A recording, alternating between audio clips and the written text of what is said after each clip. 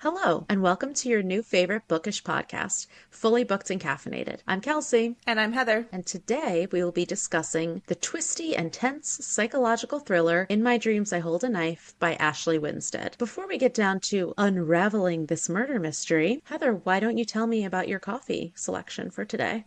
My coffee selection today is my new Dunkin' addiction, which is the blueberry cobbler iced coffee, which is, it says it's like a members exclusive when you're on the app, but you can obviously order it without being a member. It's just blueberry shot, butter pecan, and then I add sugar and cream, well, sweet low cream, and it's really good. Have you tried it yet?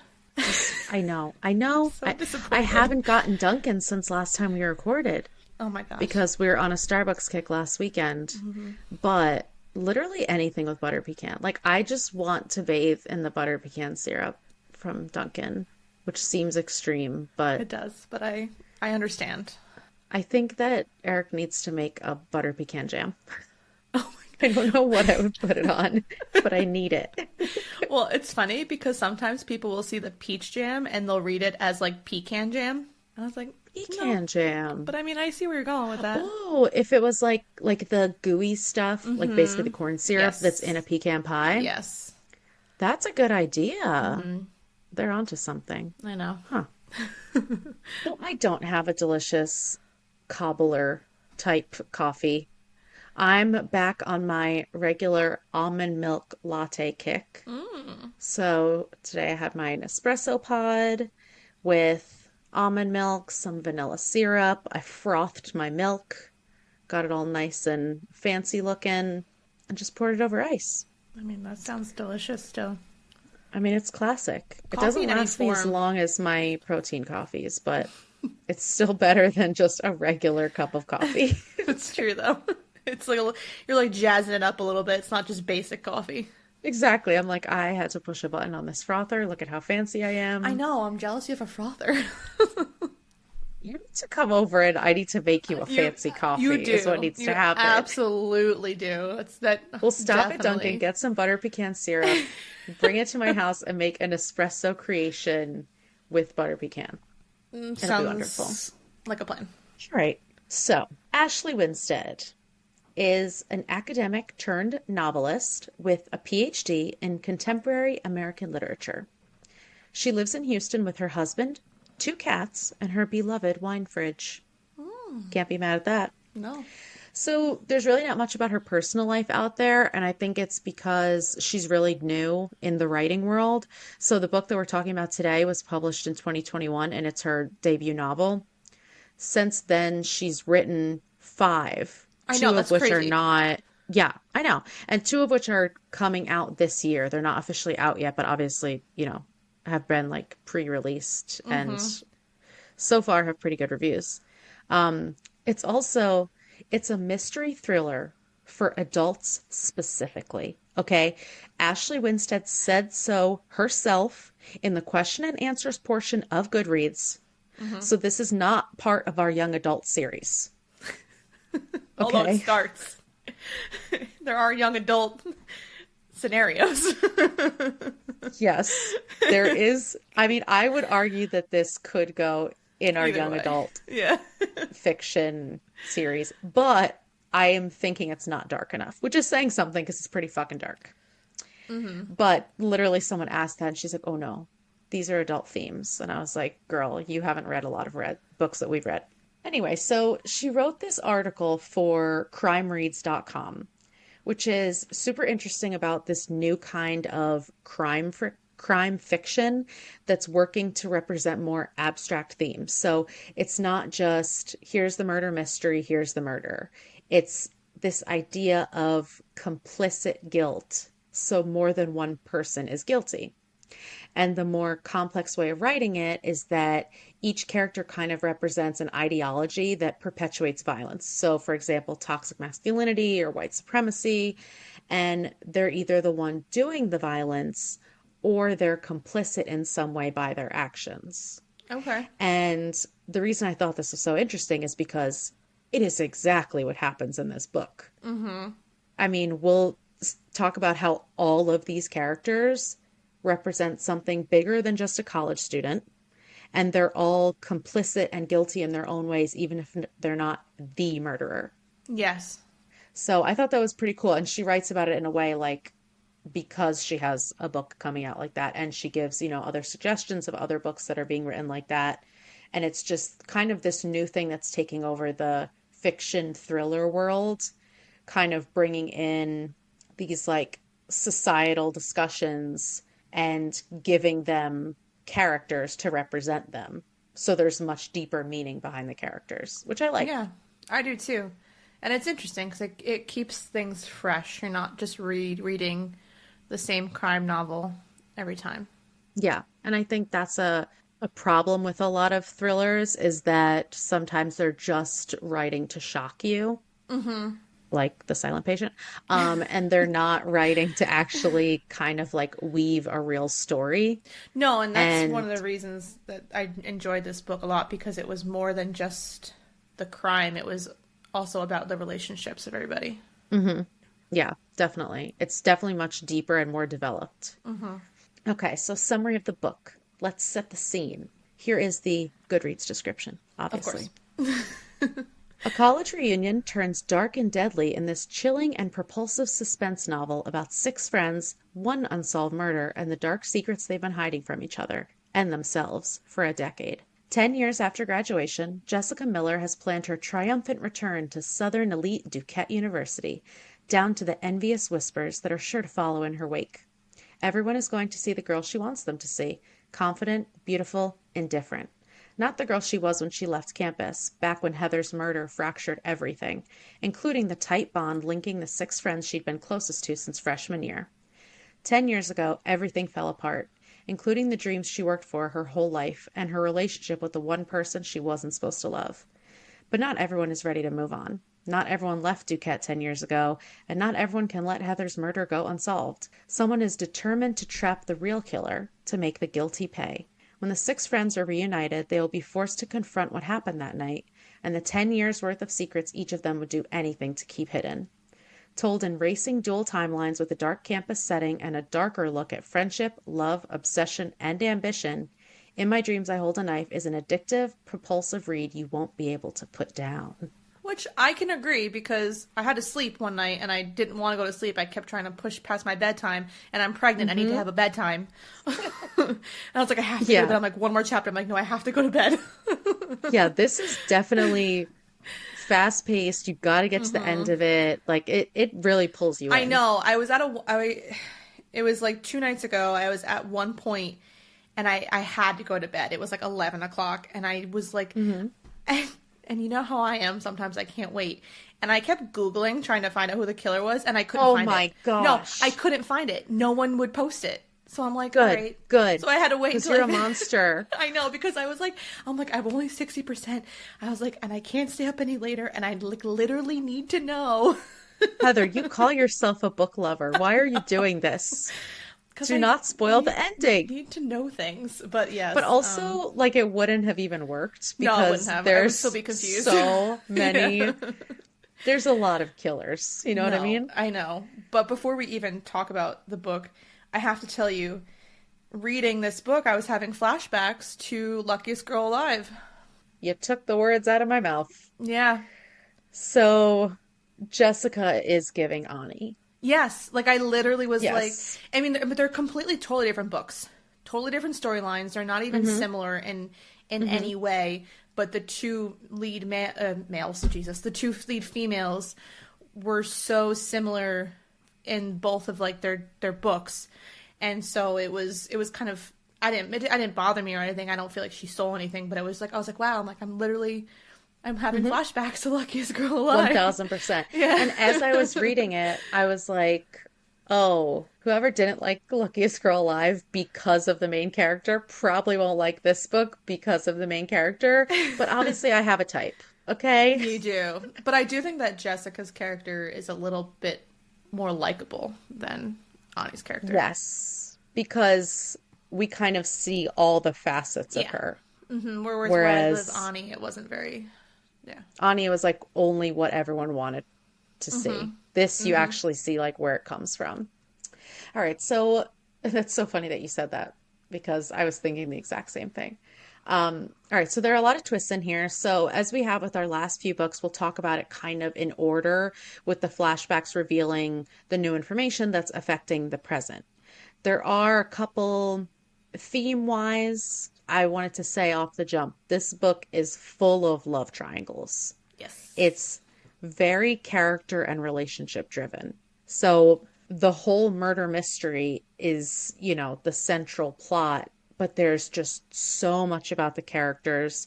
There's so much about their backgrounds, so much about their relationships and how they affect one another and bounce off of each other.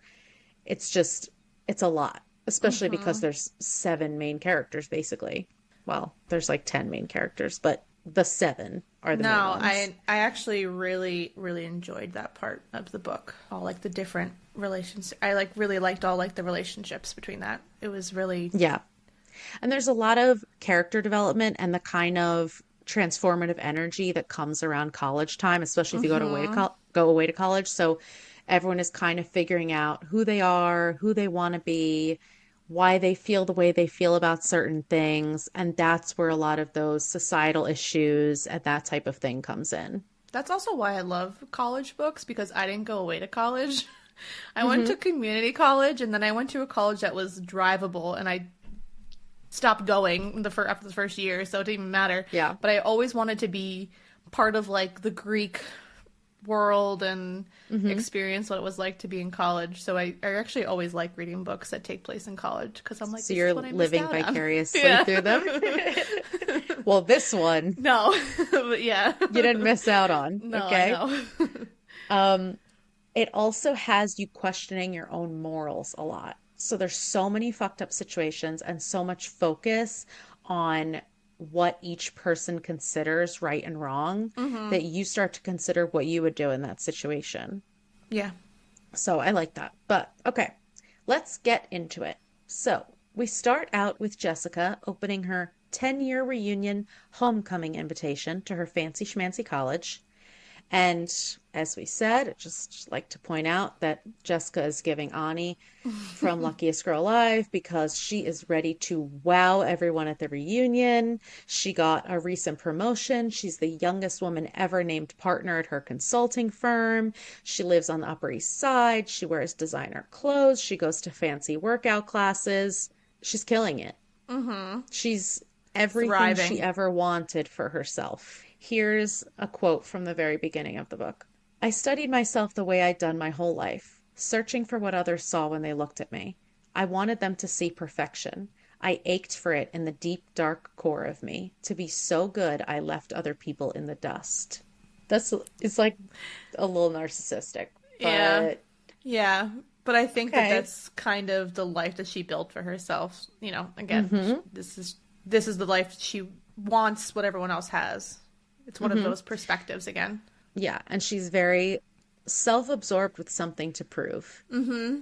And as we go through the book, you realize why she feels the need to stand out. Like she's always, in her mind, she's always so, so close to being the best. And Mm-hmm. then it keeps proving over and over again that she wasn't even close. Like she's Yeah. forgettable. Yeah. She thinks that she was going to come in second for the sweetheart ball thing, not even close. For the scholarship, which we'll talk about, not even close. Like Yeah.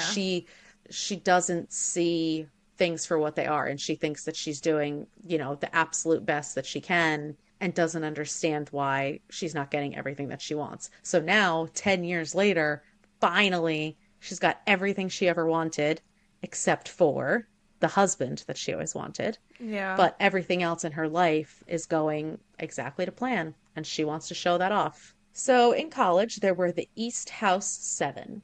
That's our main clique. So it's Mint, Caro, Frankie, Coop, Heather, Jack, and Jessica.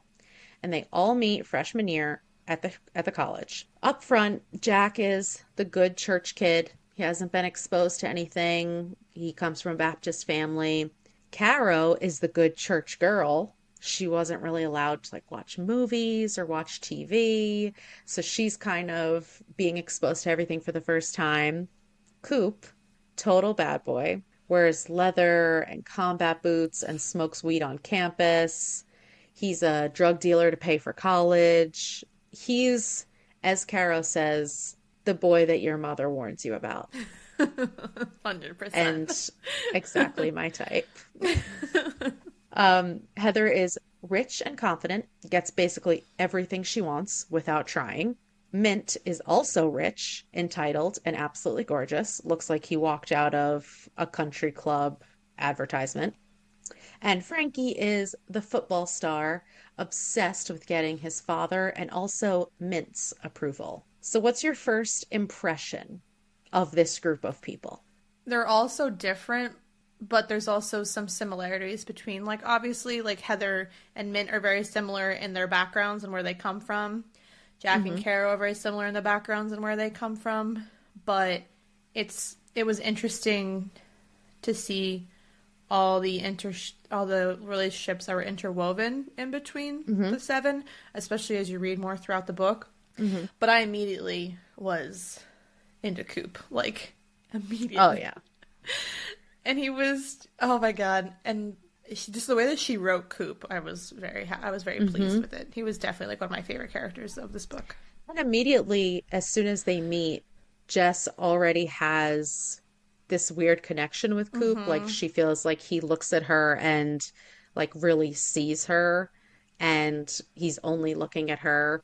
And she's just kind of like, she doesn't want to spend her entire college career being invisible like she has the whole Yeah. rest of her life. So it just so happens that they all meet. And it's, like when freshman year of college, the first couple weeks, everyone is trying to find somewhere to fit in. So, you're all going to parties together and whatever. So they all just by chance end up together. And then things start happening that bond them together and they become this inseparable clique for basically their entire college career. Mm-hmm.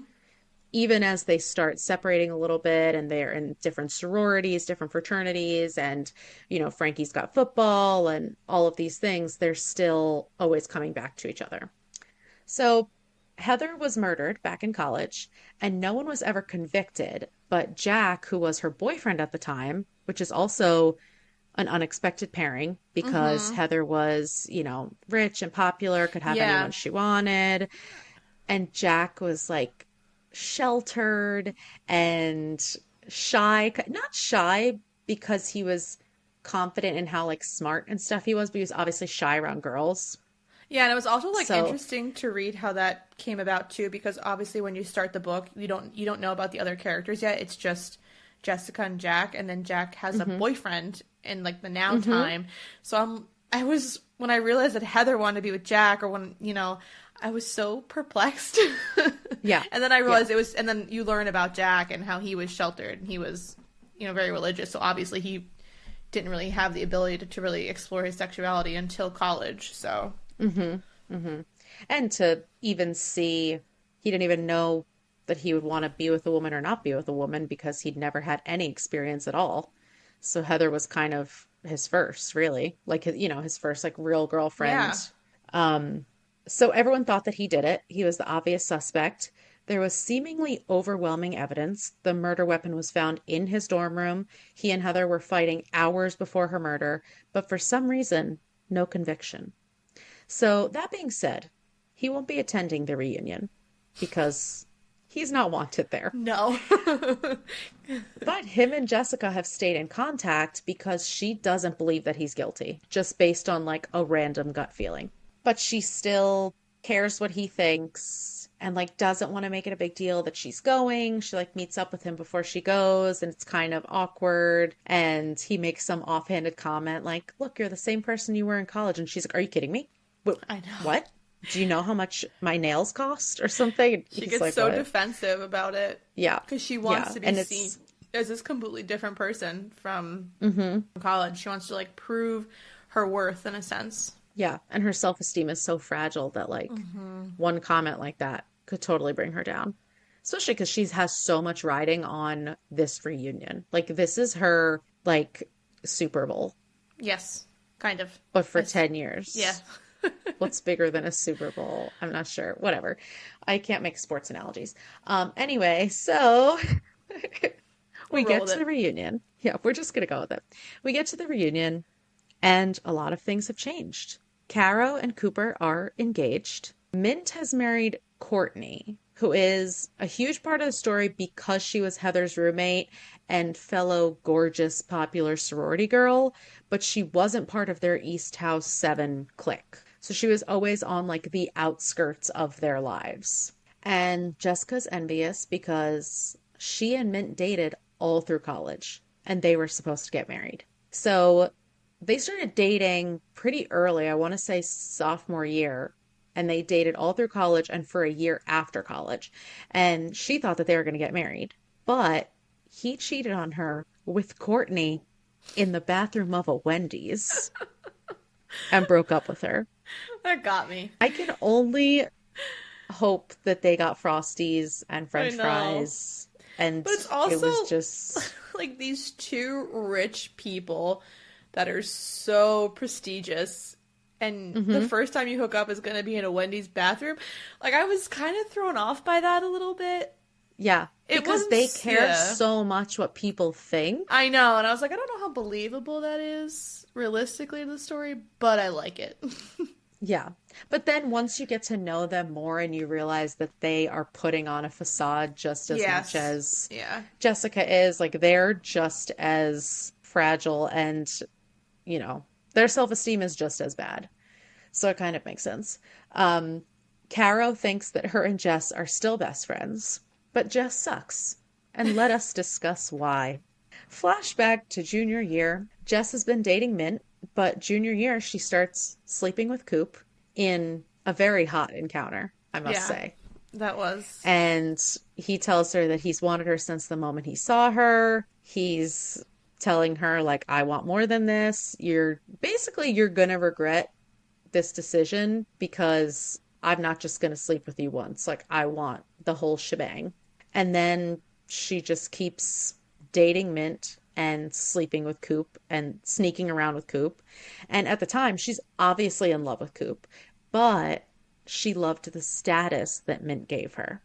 And she's always been obsessed with what people think of her. So, of course, she's going to have Mint to show to everyone. And then Coop is like her little secret that she gets to carry around and actually feel things for him, feel passionate about him, and express all of that love for him. But she doesn't want to show him off because he doesn't have money, he doesn't have status. And she also thinks that he's not capable of anything serious or traditional, like a relationship.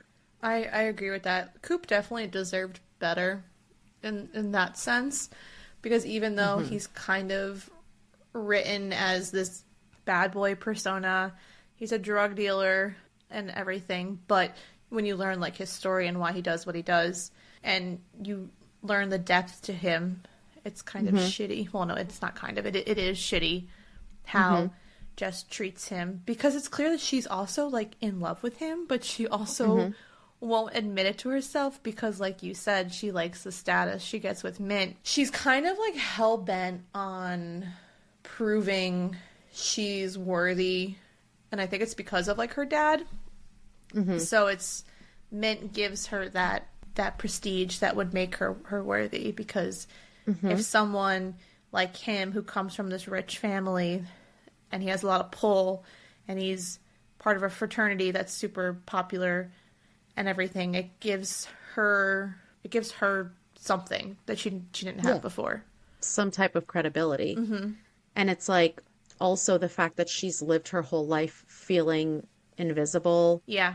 that the hottest guy at the school, the wealthiest, the most popular guy would choose her. She's not going to give that up. And we No. kind of realize that the reason Mint is with her is because of that, because she's so obsessed with him and because of the way she looks at him and the way that basically she knows that he's out of her league. And Mint likes that Yeah. because he wants people to worship at his feet. They all seven of them do not have good communication skills and because they all see each other as something different and they Hmm. all think that they bring something different to their group to the point where it's no one's really communicating how they actually feel about each other which Yes. makes it go in all these directions that And it's also because they're also self-absorbed. Mm-hmm. So like Coop, I think, is the only one who actually sees anyone for who they are because he's a realist. Like he's dealing drugs because he grew up with a single mom. Like she can't afford to pay for his tuition. He's not going to put that on her. Mm-hmm. He knows that it's not the best situation, but he's doing what he has to do. He sees Jess for who she is when she gets that notice about owing all the money, and she's so embarrassed about it. And he's like, are you kidding me? You think I've never gotten a red envelope before? Like, Mm-hmm. I'm not like these other people here. And so it's just like she's so absorbed in herself, she never stops to think, oh, wait, maybe there's a reason that Coop needs the money. Or there's like, she thinks he's just selling drugs for fun, I And then guess. can we just talk about that he just casually gives her $10,000? Oh my God. Yeah, I forgot about that. Like he literally is like he just wants to be her savior. Hmm. 100% because like you said, he sees her for who she really is and he loves her good, bad, ugly. He doesn't care. Hmm. Like he legitimately does not care. She can do no wrong to him. Hmm. And so she just wakes up the next morning and she just has envelopes of cash from Coop Stuffed of cash. and he like doesn't he was gonna give it to her without anything in return. Hmm. But obviously that was the beginning of their tumultuous affair. So Fair, yeah. it starts it. But it was his intention was never to be like, oh, I will only give you this money if you sleep with me or yada yada yada. Hmm. He just did it because he legitimately cared about her. Hmm. And it's like, Hmm. And he said from the moment he saw her, he I'm like, cared about her that deeply. I'll take 10K, Coop. Slide I, it into my door. I'll take Coop. Let's get there. And also, he sees that she's pretending. Like, he Yeah. sees right through this whole act, and I think he's just like waiting, waiting, hoping that she's finally going to be honest with herself and realize that he is enough. Mm-hmm. And it's really sad in that way because he does so much for her and she just keeps showing him over and over again that he's not enough. Yeah. And then later on, because she still loves him to this day, present day, and she tried to tell him not to marry Caro at the engagement party, Mm-hmm. even though at their engagement party, even though Caro is supposedly her best friend. Yeah, So I once know. again, Jess sucks. Mm-hmm. Okay, But I if get it. if Jess had just been honest with herself from the very beginning and just went with Coop since day one, none of this would be an Hmm. issue. This Hmm. would all none of this would have happened. This would have been Oh, none of this would have happened at all. Literally, we wouldn't have a book. So, I know. Which obviously so I but understand why, but but even if like she had went to after her and Mint broke up, after Mint broke up with her, if she had went to Coop and told him the truth, but she still had it in her mind that he wasn't enough for her. Like she yeah. still needed that status. She's like, I have to go about it a different way because I don't have grad school at Harvard and I don't have Mint to get me in the door, but I'm still going to work hard to get what I want. And Coop is not a part of that plan. So at the reunion, Eric Shelby, who's Heather's little brother, he was a year below them, or 2 years, I can't remember, but he corners them all, and he's got a real issue letting go of his sister's Wait. death. I just had a revelation. Heather and Eric. That's me and Eric. That's weird. I mean, it's spelled like you're Eric, but Yeah.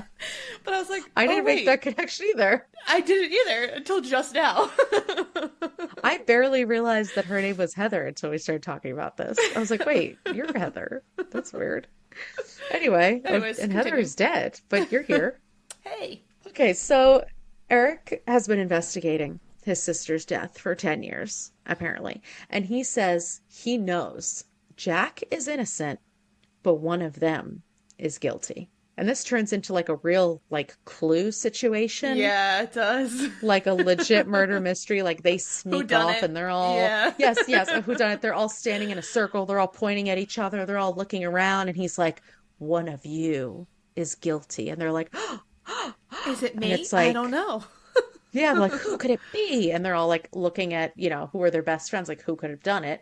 Because everyone thinks that Jack is guilty except for Eric and Jess. Mm-hmm. Because they don't know any different. We find out that Eric has a lot more information. Yeah. And Jess just has like her weird gut instinct. I don't know. It never really explains it, but she's right. So, you know. So, flashback to senior year where they find out Heather is dead. And little by little, we have to go through where everyone was that night and Yeah. unravel the pieces. And they start, this is like 10 minutes into the reunion, people. They start with a bombshell. Frankie was on top of a bridge about to take his own life. Yeah. Obviously, suspect number one can't handle the guilt. No. He's ready to jump. First gasp. I'm like, oh my God, okay. So then secrets start spilling. We find out that Jack and Frankie had a secret relationship, and Frankie was terrified someone would find out that he was gay and it would ruin his chances with the NFL. And as he's confessing this, Frankie is just looking over at Mint the whole time, like present day, because even after all these years, he's obsessed with what Mint thinks. And Mint is not taking it well. No, which gross. But also, Not because he's gay, yeah, because he kept it a secret. I know. Like, Mint is like, how dare you? You were supposed to be my best friend. How could you not tell me? Like, way to make it about you, buddy. Because that's what he does. And also, again, everyone's just cheating on everybody. There's so many love triangles. There's so many like love you triangles. said. It's unbelievable. Yeah. Unbelievable. No one is honest So- with themselves. No. And also, well, we'll get to it because I don't understand how these love triangles didn't unravel, but we'll get there because we have a spy among us.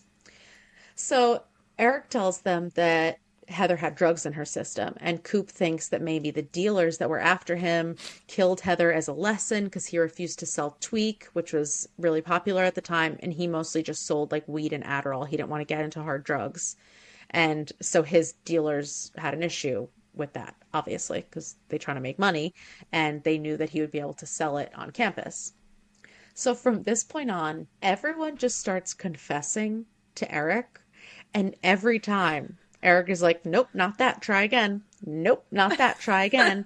Because he has so much information about all of the evidence, like the timeline, all of this stuff.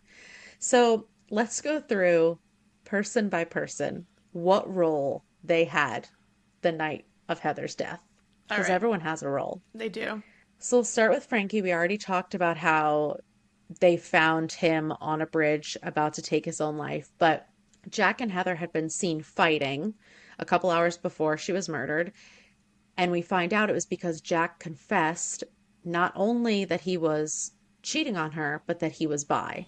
And so she gets super drunk and she goes to confide in Frankie, but he doesn't know how much she knows. He doesn't know if Jack confessed that he's the guy that she was cheating with, that Jack was cheating with. So he takes her home, he puts her into bed, and he forces her into the bed so she hits her head and starts bleeding. So he's like, oh shit, I incapacitated her so she couldn't fight off whoever killed her. I'm complicit. This is my fault. I'm the reason Heather's dead. Yeah, it's just, he's just like, yeah, he's, oh You my know, God. it's pretty self-explanatory. Okay, Frankie. No, I Whatever. know, but like, but also like, poor Frankie. Like, because to be Yeah. honest, I loved him in this book. He was I such agree. a sweet, sweet soul. And so he already obviously he obviously feels guilty because he was cheating with Jack. So he was ruining their relationship, but at the same time, and also he was like using Jack for other stuff. So it just, and I feel bad that he didn't feel like he had the ability to be true to himself either. Again, the huge thing, it's like my theme throughout this book is that no one is just honest with themselves, so he can't Yeah. be his true self, so he has to hide, and he clearly really loves Jack, but he can never be with him because his sports, NFL and everything, like his dad can't know he's gay. Someone in the NFL came out and they were gay and it wasn't good, so he just feels like he has to keep that part of himself sheltered, which sucks because it's his truest part. Yeah, and he's such a tortured soul. Like, Yeah. because of that, because he's hiding from his true self, he can't express that. He has to be perfect. And has to be perfect. He has to be the absolute best at football. He has to live up to all these expectations. He has to prove himself to Mint. He feels like Yeah. he has to impress Mint all the time. Which It I just, hated that dynamic. I really hated I that dynamic. know. Because Frankie is already this jock, amazing guy, and Mint Hmm. is just kind of the worst. So it's like, why do you Yeah, feel like you need to prove yourself to this guy who literally brings nothing to your friendship, clearly? right, Mint right. wants everyone to fall It's at his feet. one-sided. Yeah. Yeah. So it's just I truly hated that dynamic because Frankie, again, he deserved better too. And I think it's the whole thing of just like being around someone like that. It's kind of that intoxicating, like you're cool by association and you're popular by association and people want to be around you. And you also have to think about this whole like fragile masculinity thing that Yeah. that Frankie is dealing with, especially with the sports and the fraternity stuff. That's the way he's been taught is to, you know, find other guys and cling to them and want their approval, and you know what I mean, like it's they all feed off of each other, and the reason that it's one-sided is because Mint doesn't give a shit, Yeah, he because he doesn't. doesn't have to try, He he only doesn't cares about have to. himself. Exactly, and he knows that he can do whatever he wants and get away with it, Hmm. which is kind of how Heather is, and that's how, Hmm. like you said, they are very similar in that Yeah. way. So then next is Coop with the tweak. So he confesses that the dealers were chasing him and he went to hide in Jess and Heather's suite. So he essentially led them to a place where they could kill someone to send him a message. Hmm. And we know that they're obviously capable of violence because they broke Coop's arm like days before this. And they know that he really cared about Jess, and so their target would have Hmm. been Jess. Exactly. So he's like, okay, so now this is my fault. I led the drug dealers to her. And Eric's like, nope, next. So then Courtney, who's not part of our clique, but she is now She's because yeah, Heather is dead. So she's she almost basically replaced she's her. like a little like asterisk. She's like a little addendum to the group. Yes. She just, and the crazy part is she has just as big of a part in this night She as truly does. everyone Which else. is which I liked. I liked that. Yes. Because Hmm. she wasn't just her entire purpose wasn't just, oh, this is the person that Jess is jealous of because she has Yeah. Mint. Like she Hmm. actually had a purpose because she was Heather's roommate originally, like when they were freshmen. They were in the same sorority, they were best friends. She just wasn't in the clique, and she always was jealous about that. Hmm. So Courtney admits to drugging Heather with dangerous diet pills, which her mother ships her from overseas. They're illegal in the US. Courtney is severely addicted to them. Yes. And so she finds out. So the night Heather was murdered was the sweetheart ball. And she finds out that Heather was going to be crowned. I don't know. What is it? The Queen of the Sweethearts? The I think it's just princess? like the The Miss sweetheart Sweetheart? thing. Yeah, like Yeah. the leader of the She's like sweethearts? I the don't know. sweetheart. Yeah. Yeah. Or whatever. So Courtney drugged her so that Because she if she's could not win. there, then it could be me because I'm obviously the runner up. And I'm just like, oh, that Literally. is so fucked up. Like, it's It's just, like a Regina George, like it she got hit by the is. bus, so now we can get prom It's, queen. Like, it's just, like literally, it's, again, everyone is threatened by somebody in this book. And mhm. it's just, she's just supposedly your best friend or whatever she no, I think she does. She like considers herself Heather's best friend, and she's very jealous of Yeah. Heather and Jessica's friendship Hmm. because she feels that Jessica's not worthy of being friends with them because she's not Exactly. from the same, Because she's not rich and cut from the same beautiful cloth. and Yeah. right. And so she drugs her best friend because she wants the crown. And Which means nothing, by the no, way. it means jack shit. Shit that You don't happens get to a you new in car. shit that You don't happens get to you in like college does not matter in your adult life. It's 4 years like of your life that has no bearing on the rest of your yes. life. You're gonna go It's through literally college. so she could wear the crown to this reunion 10 years later and be like, "Remember when I was the sweetheart?" Exactly. It's like she's one of those people that feels like they need to thrive in their youth in order Hmm. to be worthy in their future, which usually 90% of the time it never works out like that. Yeah. People that are super like super popular or whatever in college, their lives turn out to be pretty They terrible peak in college. when they get into adulthood. So it's just, I was blown away by that. I was like, okay. It shows like, wow, Mint has a type, because Yes. Courtney is also horrible. Yeah. And then we find out like she's still addicted to these diet pills current day, and no She's one can an find out influencer. because she's a fitness influencer.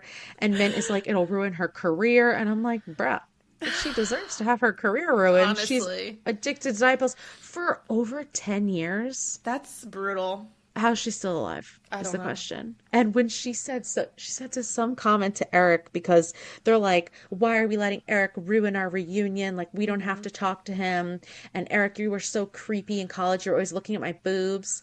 And he's like, bruh, I was looking at your ribs because you were so skinny Decimated. that your ribs Yeah. were poking out. Like, you didn't have boobs to look at. And I was like, damn, Eric. Savage. Sick burn. But it ends up being, that's what I was talking about with Courtney puts on this front, but she has her own issues right underneath the Yeah. surface. She does. And not just her jealousy, but like an actual real addiction. Which is obviously sad. Yeah. And it's sad that she brings other people down Yeah. because she's not happy with herself. So Eric is like, nope, that didn't kill her. Next.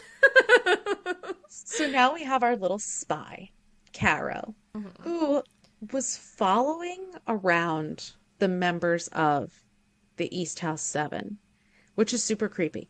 She always felt left out, and she was always worried that like everyone else was closer with each other than they were with her.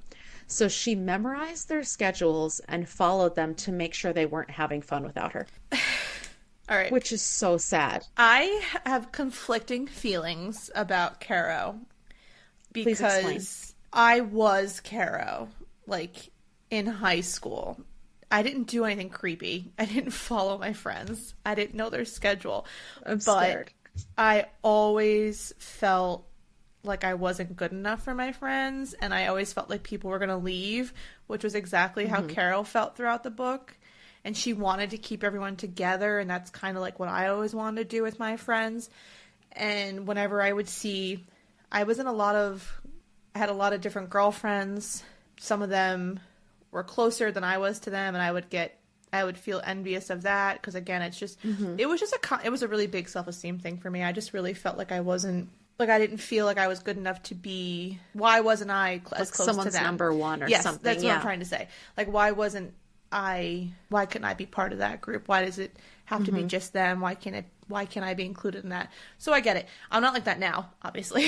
but in the past, I had a lot of, and it was even like in elementary school too. It was just, I would see friends and feel like they were closer than I was with them, and it was just kind of like, made me sad.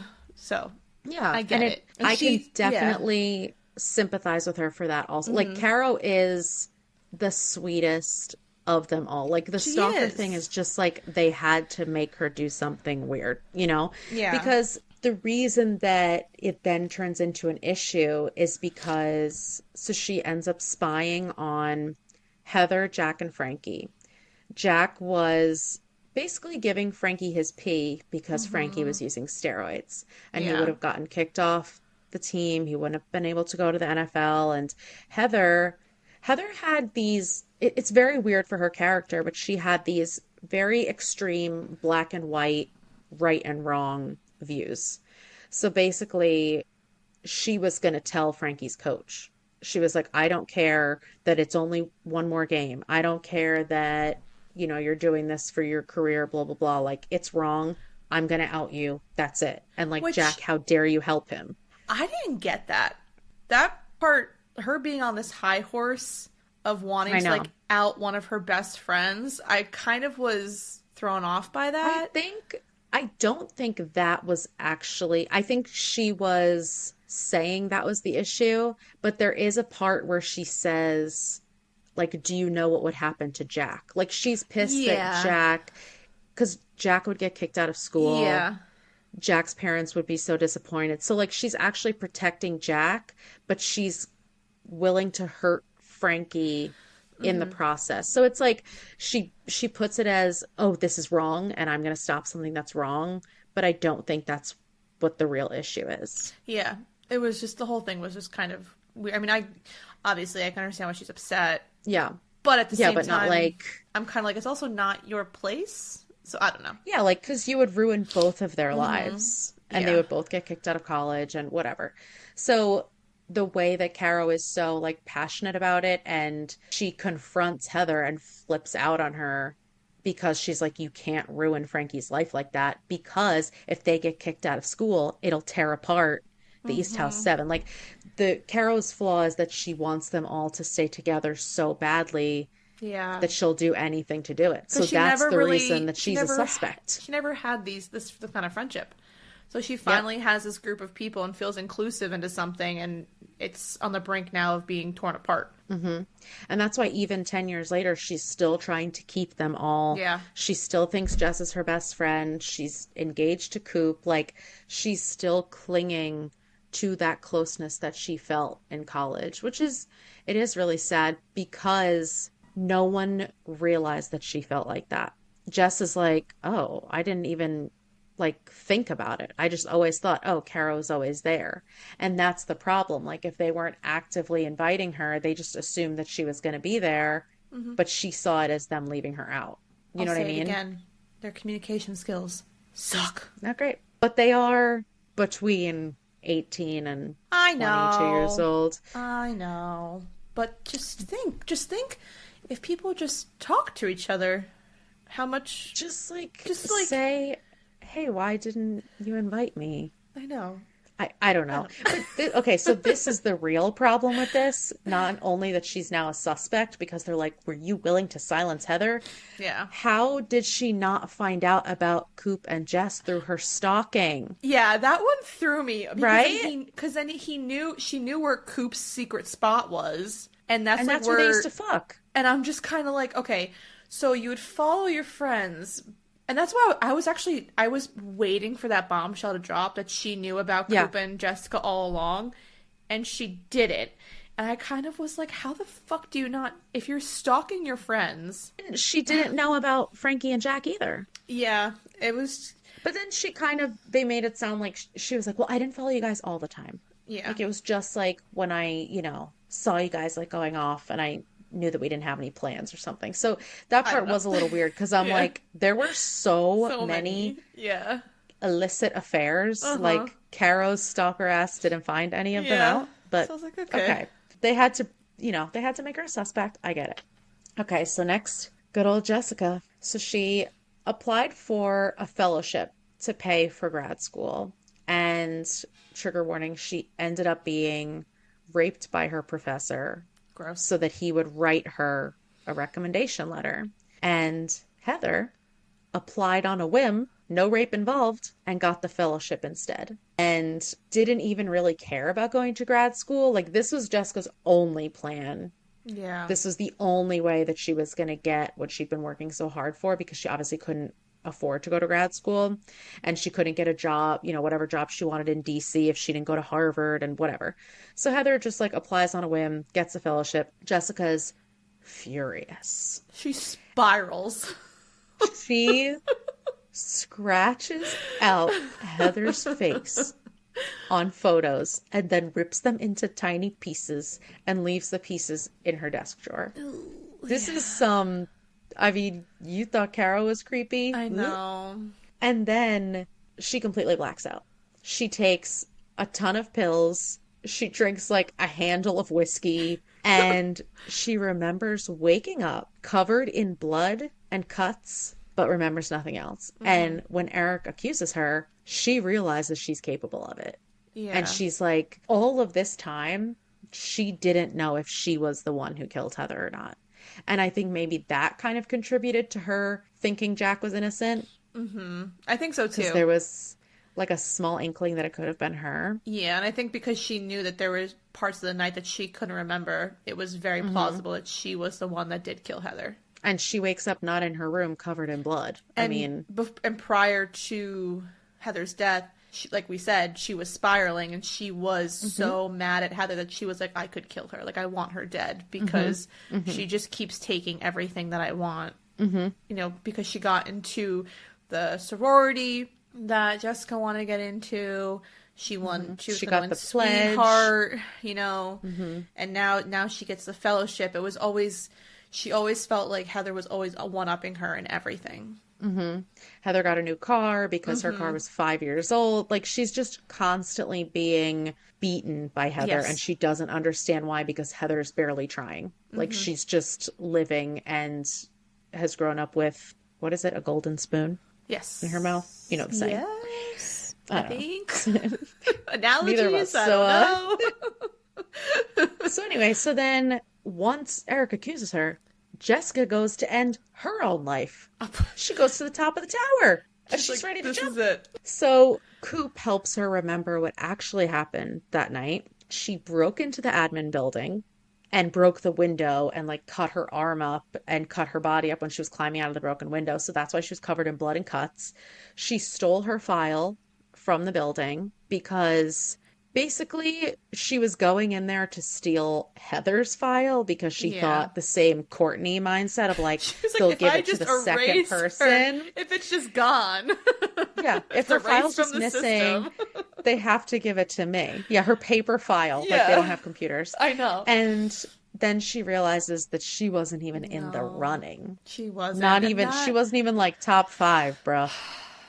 I hated that I know.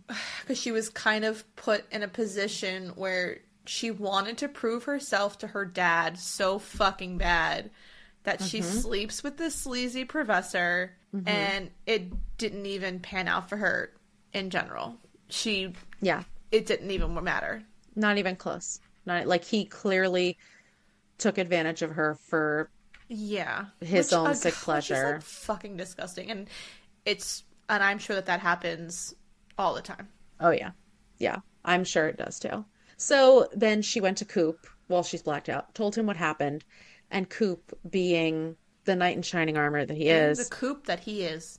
being Coop, goes to the professor's house, completely trashes it, writes rapist all over the walls, and basically drives him away from the school, which, like, the hero we all need. So, okay, Jessica's cleared. So then we get to Mint. Boy, is Mint obsessed with humiliation and Oh emasculation. my god. He is the epitome of fragile masculinity. He is. He's the poster Like, child. the definition. He found out about the professor and Jess, but was told that they were willingly fucking. Like that she had a relationship with this old ass man. I hated these And frat he dudes. was, these frat dudes, Fucking the oh, worst. oh my God. When he beat the shit out of that I one wasn't of them even in the mad about it. hospital, I I was wasn't like, even you mad deserve about it. it. I was like, you I was like, I signed mean, up for this. You're yeah, Mint deserves antagonizing. it too, but Yeah. yeah. So the whole frat found out and embarrassed him. And then he finds out about Coop, loses his shit, calls Jess a whore who made him look weak. I mean, loses his mind. So, flashback to the night of the sweetheart ball. It's time to find out the truth. Are you ready? Mint has this whole plan to humiliate Jessica at the sweetheart ball because she deserves it because she made him look weak because she was Disgusting. sleeping with her professor. Disgusting. But she doesn't show up. And he's like, how am I supposed to humiliate her if she's not here? So he keeps getting angrier and angrier and drunker He until spirals. he spirals. There's a lot of spiraling until he goes to her suite. And then he's like, Jessica, wake up. Jessica, wake up. And when she won't immediately wake up and apologize, because that is what she's supposed to do, she's supposed to grovel at his feet, he grabs a pair of scissors and starts stabbing her over and over and over again before he realizes it's actually Heather who was sleeping in Jessica's bed. But, of course, like any man of his caliber, he decides he can't let one silly mistake ruin his life. He can't let this silly murder get in the way of his future. So he's got to cover his tracks. And someone else pissed him off today. That was Jack. So he's going to put the blame on him. So he takes those scissors right over to Jack's room, drops them right in there. Wait, why did Jack piss him off again? I can't remember. Because Mint had beat the shit out of that guy. Oh, and Jack was And gonna Jack tell, was which like, I'm they're gonna going to report press him. charges. Yeah. Yeah, yeah. Okay, And they're that's like, right. you're going to make the fraternity look bad and blah, blah, blah. So That's the correct. guy who told him about Jessica and the professor, he beat the shit out of him, put him in the hospital. And Jack confronted him. So obviously that means that Jack has to get framed for the murder. Obviously, because I mean, those are equivalent. hands need to be clean, not bloody. Yes, exactly. And Jack deserves it because he, called him out on his bullshit. Anyway, so present day, they're all in the tower. He confesses, and then he decides, I still have to kill Jessica because I didn't kill her back then. And you know what? My rage is coming back. All that rage that I felt 10 years ago, I have to kill her. And then I have to burn down this building so But that like, there are no here's witnesses. my thing. Even before this, so he kills Heather, and then his first thought is, "Well, I still need to stay with Jess because image." Literally. And so he keeps dating this girl that he's clearly upset he with. Went back to her because she says days after he came to her like so upset, groveling, like our relationship hasn't been as good as it was. Like we need to reconnect. We need to like really do this thing.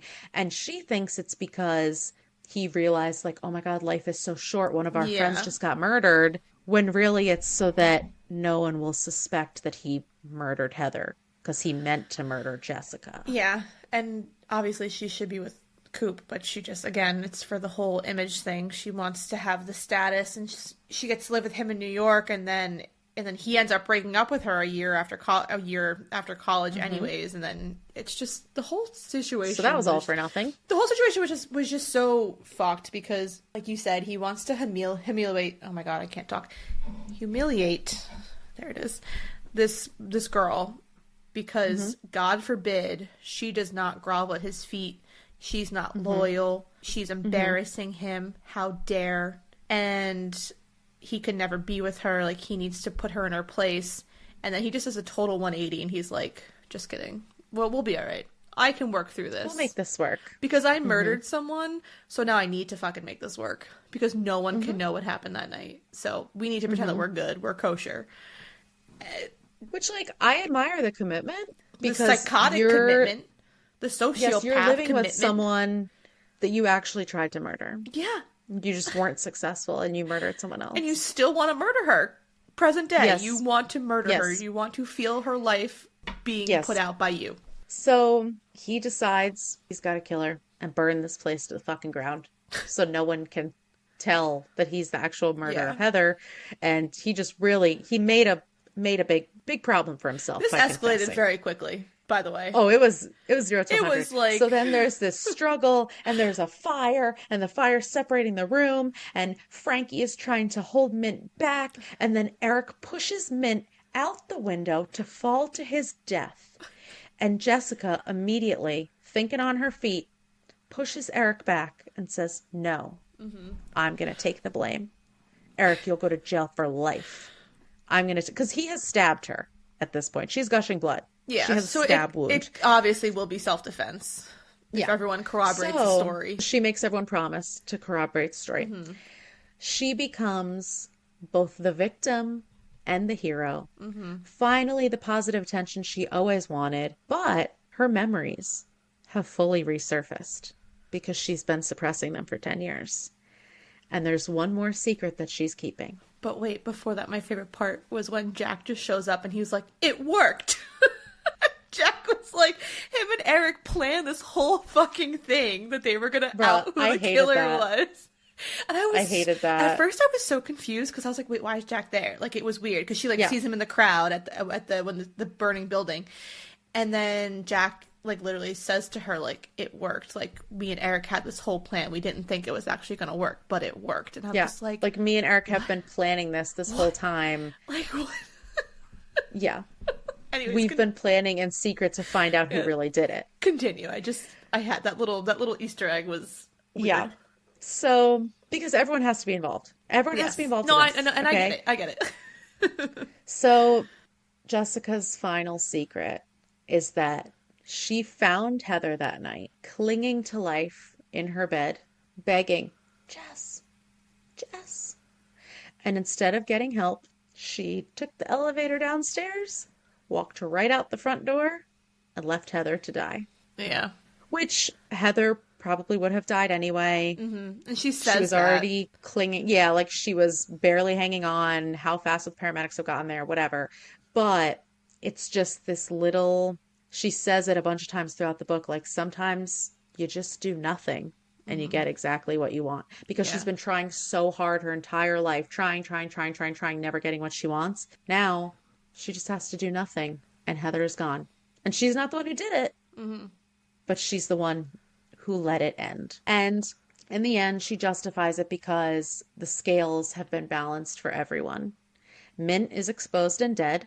Courtney is exposed for her diet pill addiction, but she's getting help because she went to rehab. Frankie is successful. He comes out of the closet finally, and everyone accepts him. Jack has his name finally cleared. Caro is free from the hold of the East House Seven and from Coop because once she finds out about the affair, she drops him real quick. And Coop and her end up together, and he tells her that he accepts her and understands her for all of her good and all of her bad. The biggest question I had, and the biggest question a lot of people on Goodreads had, is what the hell does Coop see in Jessica? It's a good question. You know what? It's just kind of. I mean, obviously, I don't know the answer to this, but if I were just to theorize, I just think that he was so. For him, it was definitely like love at first sight. You know, he gave her the fortune and everything, and he's like, I saw you. Like, you didn't see me, but I saw you. And it's not even like creepy. Like, it's not even, you know, sometimes when people are like, oh, like, I saw you before you saw me, and then it's kind of creepy. Like, Coop was never creepy about it. And he lets Jess be who she is. He knew that she loved him too. Yeah. You know, and that night when she first kisses Mint, you know, he knows that it was supposed to be him, but he was willing to sit on the back burner because he was so convinced that they were going to end up together. And so he was just constantly putting her needs above his own, in a sense. And obviously, in the end, he finally gets her, which it's I mean, obviously I liked it because I'm a sucker, but it was weird too because then again, like when Carol finds out and Coop leaves, Jess's first instinct is that, oh, Cooper's going to go fight to get Carol back. And it's like Cooper just has to like yell at her and be like, it's always fucking been you. Like there's been no one else. But I did what I went to Carol because you basically dropped me, and so I had to move on. But it's always been you. It'll always be you. If I have the chance, I'm going to take it. And so he does. At the end of the book, he has the chance, and she finally admits her true feelings for Coop. Takes massacred of people, but whatever, it happened. We could have gotten here since stab wounds in but her side, and whatever. They ended up getting there. But like I get it too because there really aren't any great qualities to Jess, realistically. Yeah. You know what I mean? She's not that good of a girlfriend. No. She's not that good of a person. No, and I just think that Coop just wanted to save her. And he just he has a savior complex. And Jess was that. That's true. That's true. And it does make sense. I just wish that there was some more reciprocated I agree. something, you know? Yeah. I agree. Because like throughout the book it seems like Jess like knows that she cares about him, but she just can't admit it to herself. For whatever reason, she just can't admit it. And she uses it as an excuse that he won't want to be in a relationship when really he's telling her that's all I want. Like, come meet my family. Come with me for Thanksgiving. Like, he's begging her. And she's like, oh, he's not serious. And then the whole drug thing happens with the dealers. And she's like, it's too dangerous. Like, she's making excuses. Yeah. So what did you think? Did you see this shit coming? Who did you think the killer was? I didn't know. And I was actually almost waiting for it to not be any of them. I was waiting it for it to be like some freaking random person, because sometimes that happens. I wasn't expecting it to be Mint, and I wasn't expecting it to be that violent for that reason. Like, I wasn't. That was a shocker to me that he became so violent because he wanted to humiliate. Oh my God, I can't say it again. Jesus, he wanted to embarrass. I'm gonna say embarrass because I can say embarrass. Yeah. He didn't want it because he just wanted to embarrass his girlfriend because she embarrassed him, and that resulted in him murdering who he thought was her. Yeah. So Because he had such rage. And I mean, you see it when he beats the guy so badly that he's in the hospital, and when he talks about how his mom embarrassed his dad by cheating on him, and he locked his dad out of the house and everyone was laughing and he loved it. Like he's a fucked up person. He is. And He needs mental health help, obviously. Yes, but he's dead. So I honestly didn't know, and I didn't even come up with a guess because literally in the second chapter, they're already starting to unravel this whole. That's why. So I also didn't try. They to already guess talk about Frankie. I'm like, because then I was it's like, gonna be everyone. they're gonna clear someone, but it's gonna come back to them. Like I was just kind of like, there was just you, not that there were red herrings necessarily, because I don't think that there was, but there were just so many situations that it literally could have been anyone. And even though they cleared themselves initially, it didn't mean that it couldn't come back to them. And that's the whole thing that she was talking about with this whole group complicity, that it's like Courtney didn't kill her, but she gave her the drugs. Frankie didn't kill her, but she hit her head. Jack didn't kill her, but they fought. It's like they all had a hand in called it. her out. Yeah, like they are all complicit in some way. So they weren't red herrings necessarily. They were all suspects because they did all contribute to the night that she died. Yeah. They're all kind of like puzzle pieces. And I just have to acknowledge real quickly about the writing, because this is a woman who knows how to write female characters and the complexities behind their relationships and the way that they can interact with each other and the way that they can be best friends and enemies at the same time. And you know that this is a woman writing these characters. And also because Coop was written amazing, and men written by women is always the best. Because you immediately want to fuck Coop. That's how you know that a woman wrote this book. I know. And I was like, and I was like, if it's fucking him, if he's the one, I'm going to be so mad because I'm so in love. Oh yeah, that would have been messed up. I was like, I need more of these like spicy scenes. I hate Jessica, but I'm here for Coop. Yep. All right, so are you ready for the ratings? Yes. Okay. The rating scale is scissors because there are in fact not any knives in this book, despite what the title would have you believe. There is a machete, but the knife is metaphorical. Yes. There is no real knife. So we're going with the actual murder weapon, scissors. All right. How many scissors did you rate this? I gave it 4 scissors. Okay. I enjoyed it. It was a good book. There was just, like I said, there were just a couple things I didn't like.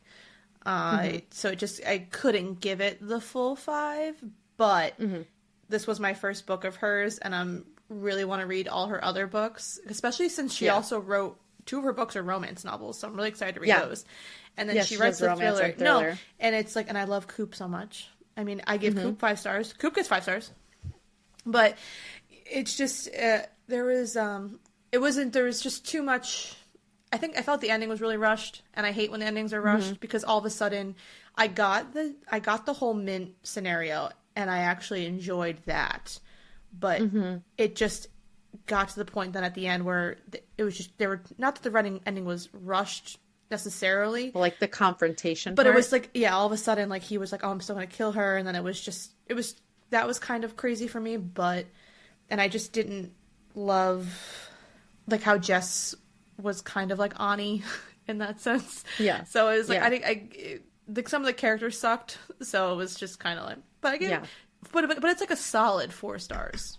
Like, it's definitely a solid would read thriller. again, will read more of her books. Yeah, would recommend for sure. Yes, absolutely.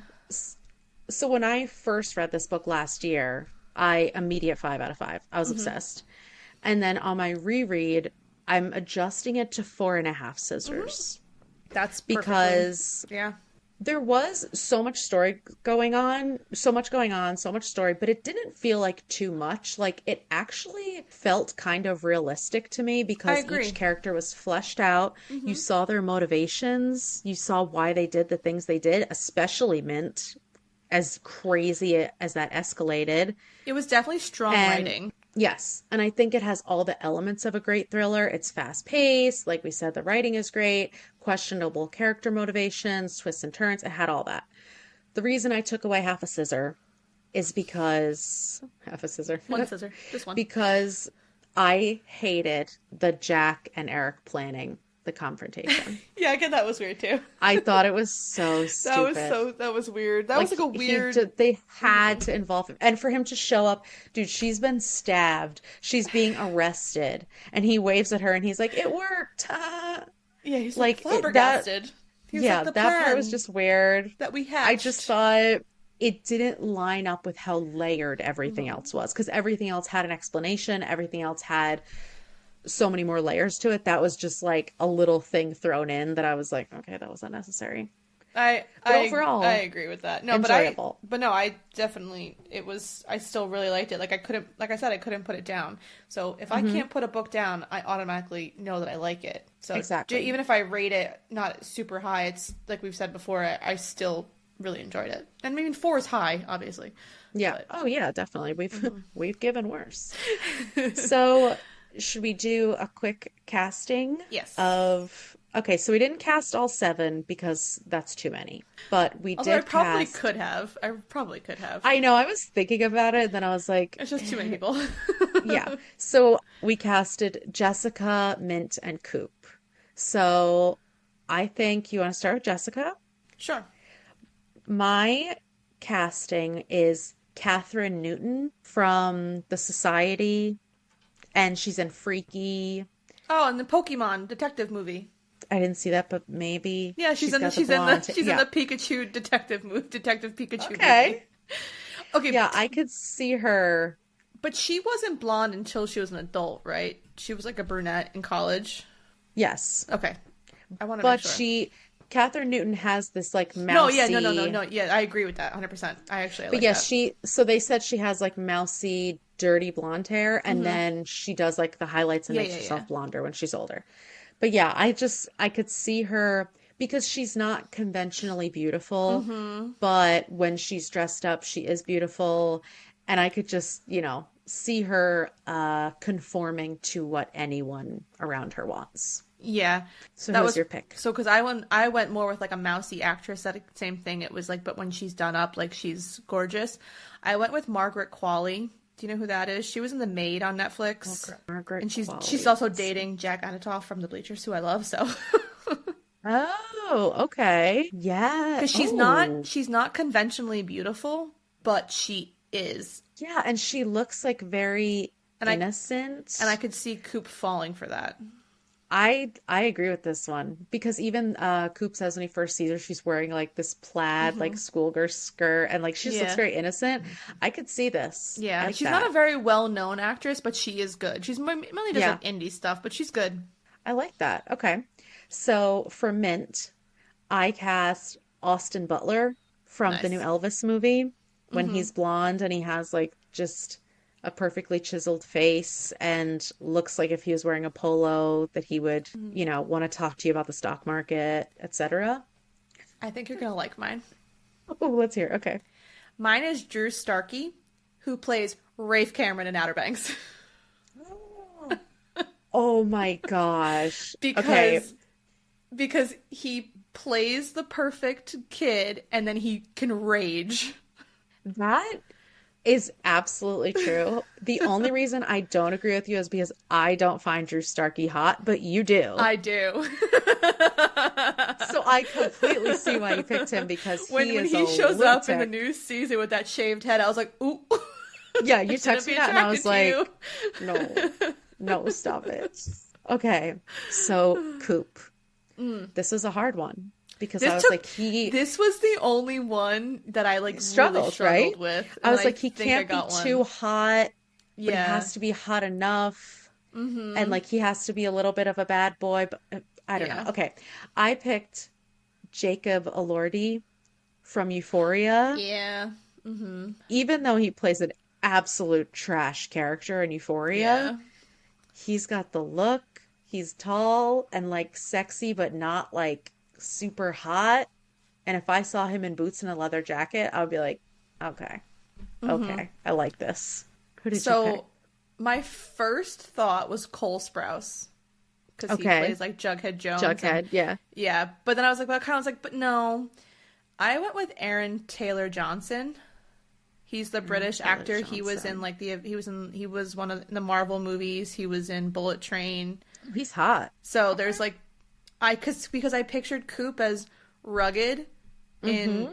in college, but well presented in the future, and he can pull off both. Yeah, there's definitely pictures of him because like they said he kind of has Hmm. like that long, like He has that long that thick long hair that hair. was like college, but then when he's clean cut, Mm-hmm. so I thought he was a good one.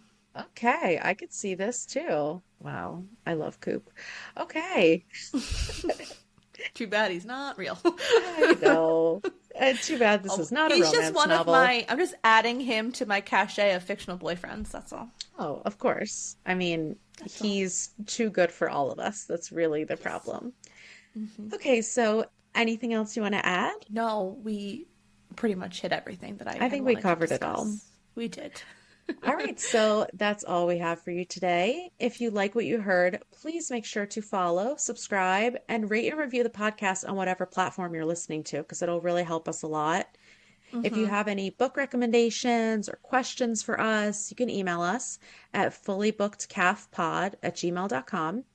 And make sure to follow us on TikTok and Instagram. We're going to post our upcoming reads there. We post recaps of our monthly bonus episodes. We post a lot of good stuff. So follow us at Fully Booked Calf Pod on TikTok and Instagram. And thanks for checking us out. And remember, If you need us, we're fully booked. bye. Bye.